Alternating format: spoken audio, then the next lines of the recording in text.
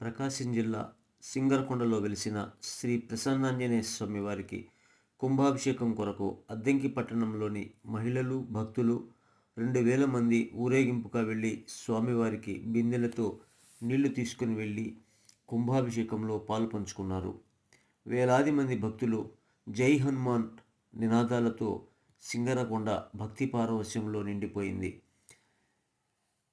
హనుమ జయంతి సందర్భంగా సింగరకొండలో నిర్వహిస్తున్న కుంభాభిషేకంలో అద్దంకి, సింగరకొండ తదితర ప్రాంత భక్తులు ఈ కార్యక్రమంలో పాలు పంచుకోవడం జరిగింది.